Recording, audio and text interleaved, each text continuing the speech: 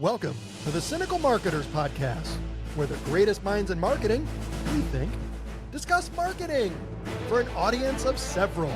And now, your hosts, Mike and Nada. Hey everybody, welcome again to another episode of the Cynical Marketers. It's episode 24, but I'm so frustrated and annoyed right now. It's really episode 24B because this is the second time I'm having to record this because Riverside screwed something up on us today. I don't know. We've never had any problems. I'm not going to drop a dime on them, but I am really annoyed coming into this episode. So we're like frustrated marketers right now. I'm in a very pissy mood right now, so enjoy this ride if you're going to stick with it, because I'm in a mood now. So y'all are in for a treat.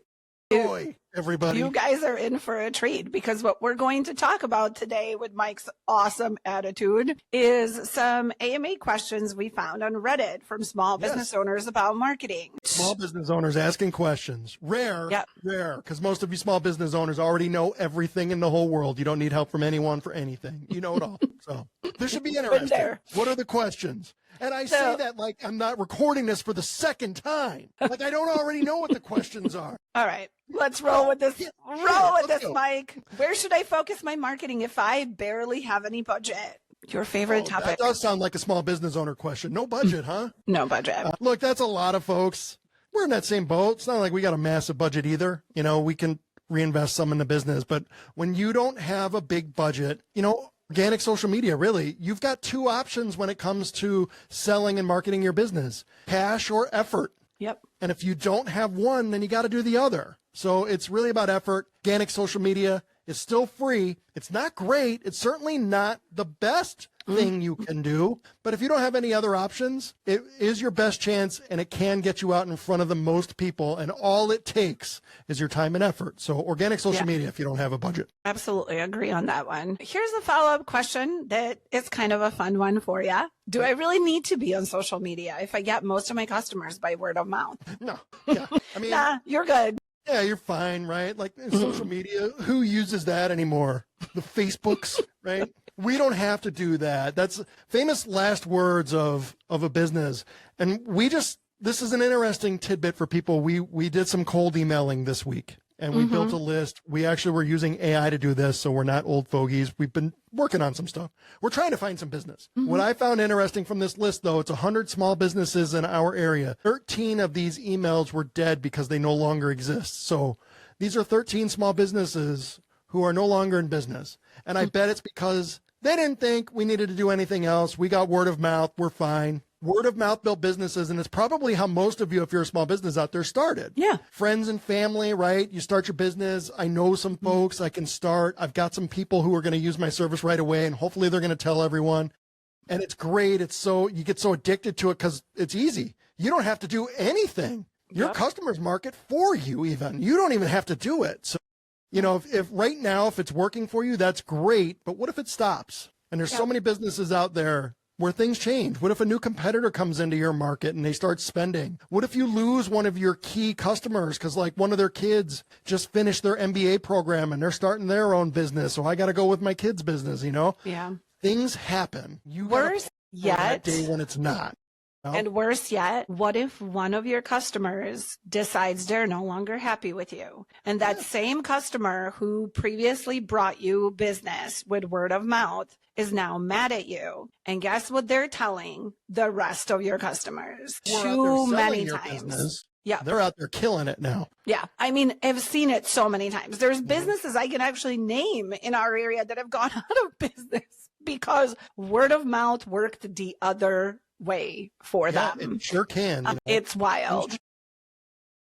Word of mouth, you know, is a good one. SEO is another one where some businesses sometimes have done a good job and they've ranked for some good keywords. And they're like, hey, we get a lot of organic traffic. And then they marketing, we don't need you. Look at all this organic traffic we get. We win on a couple of keywords. Well, like, what if that changes? Algorithms change, you know, AI overviews. It's not like we're not there yet, but we're heading in that direction. It's eating into SERPs, the search engine results pages. That might not be a thing.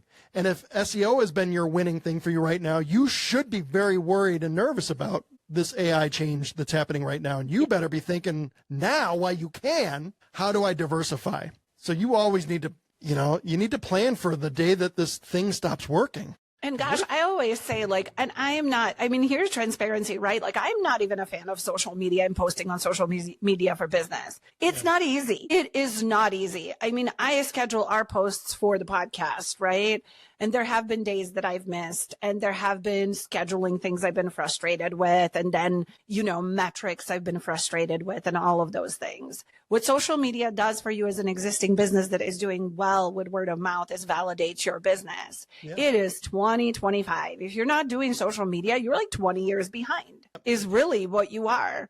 At least 10 in business years, right? Like where business is really kind of mid, like 2010, 2015-ish, started leaning into heavy onto social media, because that's when you could do a ton with organic. You could open doors for yourself that you never could have otherwise. And now it's more, pay to play, and that's fine. And if you don't have a budget, you still need to show up organically. I mean, we tell our clients this all the time, and be consistent for the love of everything. Be consistent. And just because you started your social media like 3 years ago, and then you haven't stopped, you haven't posted anything in like 8 months. If I am a potential customer and I go to your Instagram and I don't see a post, your last post is from, May of 2024, I'm going to assume you're out of business. That's it. I'm just going to assume you're out of business. Yes, you got to do the social media things. You don't need to worry about going viral and stuff, but do the things. Mel had an interesting video he put out the other day on stats on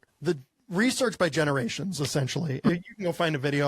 We're not going to play it here, but millennials and Gen Z, so the younger ones, do tons and tons of research on businesses before they buy. So they check your website. They're going to look at your social media. They want to know who you are and what you do and kind of why do you do it. They're looking into more than just that impulse purchase of, I see it, I like it, I'm going to buy it. Right. And you may be thinking like, this is again the future. You're like, yeah, I hate those kids. That's I love how people think that millennials are still kids too. You better be ready to retire then. If you don't need to market to millennials and Gen Zs, more power to you. Yeah.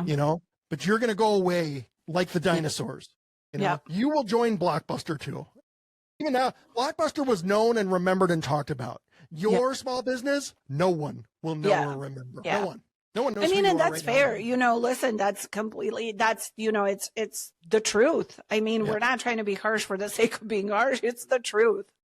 I told you I'm in a mood. Yes, Mike is in a mood. But to be fair, you're honest. There's nothing wrong with that. Do all the social media stuff. But find a schedule that works for you. Just do the damn thing. That's it. Or get somebody to do it. Or get someone to do it. You're so busy as a business owner. Yeah, I know. You're so super busy. You Here's the thing, though. It's that you don't want to. You don't. Small businesses don't prioritize marketing. I mean, I've been guilty of this when Manny and I were running our print shop, right? Like we were so, head down in projects, doing sales. We were doing, outbound, like going really just, door to door to local businesses. We were selling large format print, different things. And, you just don't do it because, quote unquote, you don't have time. The reality of it was we weren't organized enough to do it. And it did at the end, it made an impact on the stagnation of our business. Like we couldn't grow it past a certain point. And by that point, it was too late already. So what's your time taken up with? Not paying invoices, probably. Not knowing how to log into any of your systems, not knowing anything about the back end of any of your website stuff, all the typical things for small business owners. For small businesses. They don't know how to do. Right. You don't need help with anything. I get. And this is the thing though too, that I just like, I think if I could go back and do my business all over again, I mean, I wouldn't, let's be honest, that was not the right path for me. But if I had to, and even with us, right? Like we're technically a small business on the marketing agency side, make a budget in time for marketing, period. Don't freaking argue with us about this. It's not an optional thing. If you can have a budget to pay your accountant to do your quarterly taxes, if you can have a budget to pay for operations, to pay your chamber of commerce, to pay your whatever else, find a way to get a budget for marketing and then figure out how to best use that budget. It doesn't have to be a cost center. Yeah, it doesn't have to be. This was one of the big fights I had that cost me my CMO thing, but marketing is not a cost center. Correct. It generates return. generates revenue. Yes. So it's not an optional line item. This is where small businesses, and especially small businesses that we see are in our area that are like in the, downtown area that have foot traffic, that are in good locations. You still need to do all the things as if those other factors don't exist. Outside. Yeah. So this is a good example of ones who should be nervous, but I don't think they are. No. The downtown Wheaton, this area for folks who are outside of our friends and family not living around here, a really nice area in the small town we live in the suburbs of Chicago, built a really nice outdoor, it's a restaurant area. It's really cool. There's other cool shops there. It's a really nice downtown area. Yeah. And they've dominated in this western suburbs for a long time because nobody else has had this. But the next town over from us is in the process of doing this. So all these businesses right now, you're talking to them and they're mean. They're straight up mean to you, right? Like they think, we look at all this foot traffic. We don't have to market. Like 5 minutes away, they're going to do the same thing. And then this new thing is going to be the hip, cool thing because that's going to be new. And you are all laying back too. Your service isn't as good anymore. Your food and stuff isn't as good because you just don't feel like you have to innovate or do anything. Somebody's going to come along and knock you guys off. And then it's going to be too late. And I'm going to be here for it when it is. And Mike's going to keep being in the mood. I'm not going to help. I will be here with an I told you so. Yeah. Listen, and sometimes people need to hear and I told you so. This is the thing about marketing that drives me nuts is that everybody thinks they can do it. We had an entire episode on this and, nobody wants to make a budget for it. And you look, you don't have to, but it's 2025. You cannot operate as if it's, you can't operate as if it's 30 years ago. Let's be honest. It's a wild concept that we even get these questions. And by the way, we got these questions from Reddit, like different entrepreneur, different small business subreddits. And these are the questions that came up most consistently. Yep. So more than one person has asked this. It's not like we manufactured these questions, just so we're all on the same page. Because we don't get any feedback ever. Yeah, no, nobody asks us. We get some feedback, not a little bit. Thank you, Jake. Thank you for commenting. Yeah. So here's one that's more in my wheelhouse, Mike. What should I send in my emails besides promos? Well, you guys, we've touched on this, right? But it drives me absolutely nuts. And I have fought with my clients when I worked on the agency side when the only thing you use your email marketing for is promos. It is the fastest way to train your customer that you are a discount brand. Your product at its full price has no value. This is why all we're doing is promos. And we talked about this when brands and small businesses try to chase the revenue. They're trying to chase it. So they're going to do a site-wide discount or they're going to do, a service discount, a coupon for, hey, like a massage spa near us does this all the time, where it's like, we'll sell a gift card for X percentage off that you can then use on our service. You are now training me not to want to spend the full price on your service. So stop sending promos in every email that, yes, and I think, Mike, you have said this before, at least in our first attempt to record this podcast, folks sign up for your email because they either want the value from your email, they want some information that is important to them, or they want a discount. They want to know when the new thing is coming, or they want the discount, right? And you had given an example of your plumber. And you said every month, once a month, you get a newsletter from your plumber that talks about seasonal things that you should be doing around your house, different like helpful tips, tricks, whatever. But what he's doing is so great because he's not offering you a discount on future services. What he's doing is he's staying top in the world that offers discounts. Yeah, there is, but he is staying top of mind. So next time you need a plumber, you're going to call him because it's easily accessible. And so for folks that don't know what to do in email, do helpful tips, about the product or service that you're selling. Use some of the UGC content. That's a whole separate conversation. If you don't have any UGC content, you should work on that. Use, really for me, it's new product drops, things that your business has planned. Obviously, for e-commerce, direct-to-consumer brands, it's super easy to do things that are not discount related, right? For if you are like, hey, I don't even, teasing drops that are coming. We're working on some new stuff. What do you guys think of this? Hey, should we go do this or this? Like you can ask people. Engage with that and build a community.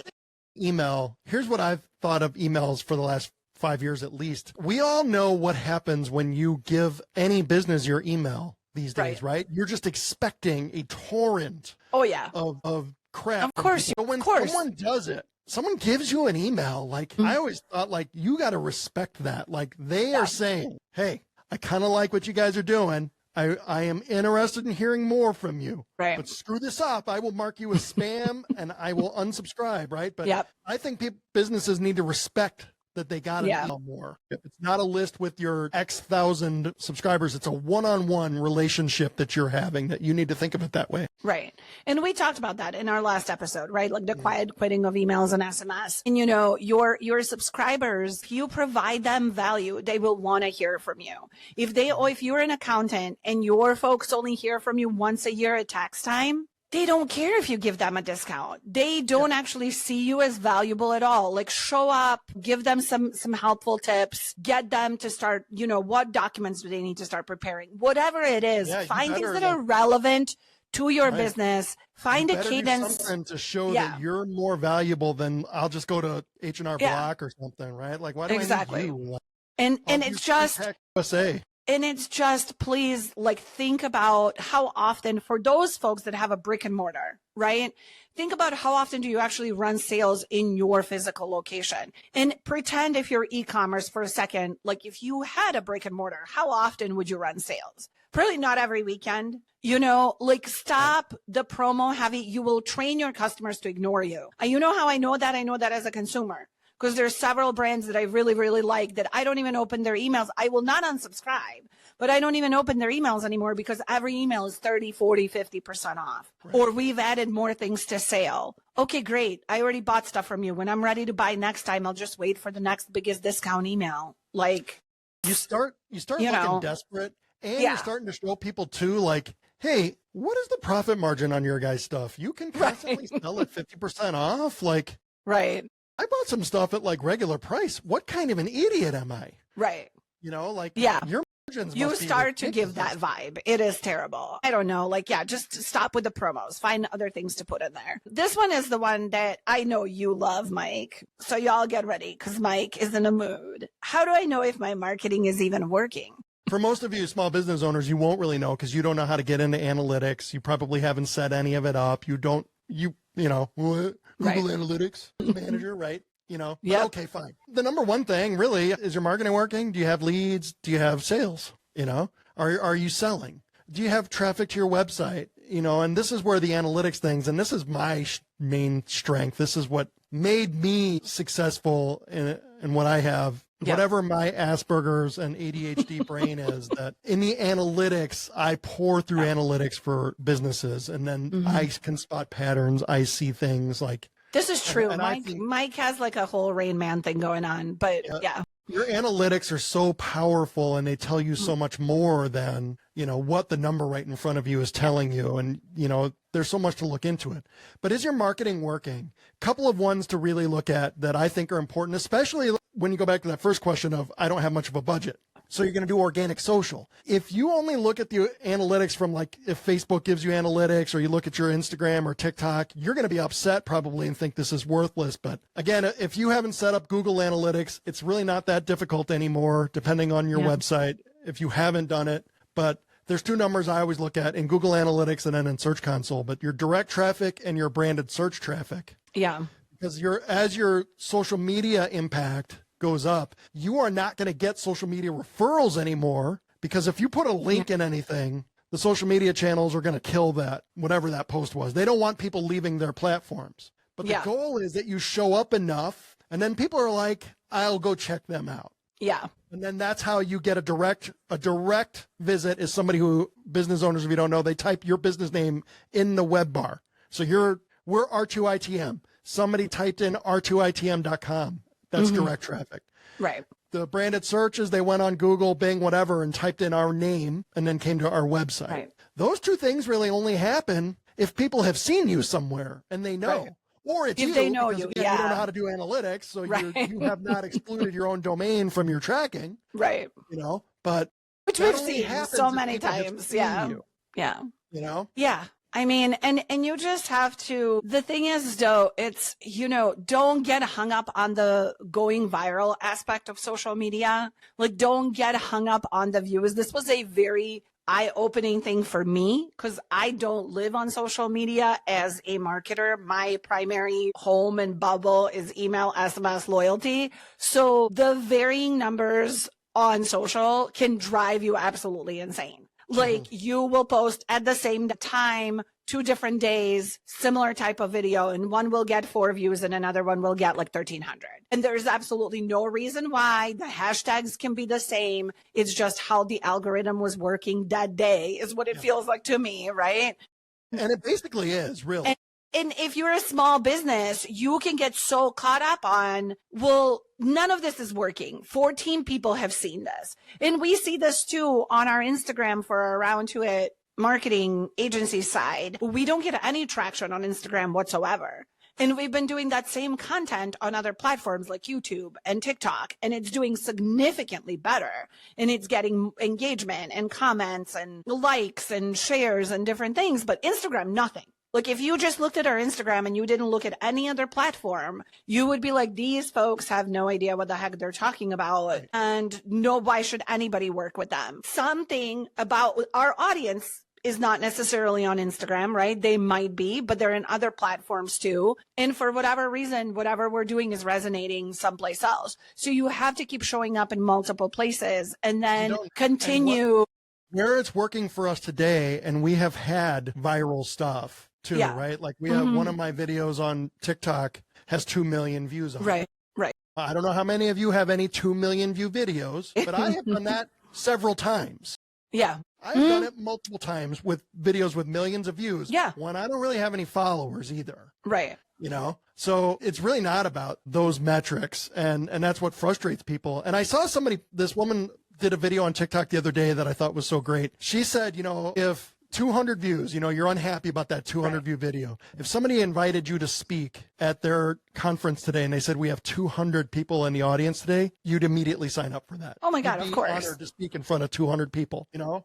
Yeah. If you got a video with 3,000 views, that's a full gymnasium. Right. If it's 10,000 views now, you're speaking at a stadium. Yeah. You know, like put it in perspective. The numbers for folks just get weird because you're looking at the wrong things. Right. And you're like, well, we're not Charlie D'Amelio and I don't have 12 million followers. So this is a failure. You know, like, no, you're doing fine. I mean, that's the thing though, too. It's like, think about it from a perspective of if you are a brick and mortar and you are, you know, like one of these downtown Wheaton businesses, if 20 people showed up and walked into your store just to look around, they didn't purchase, they didn't convert, but they stopped in, right? Like they stopped and watched your video. They stopped into your store.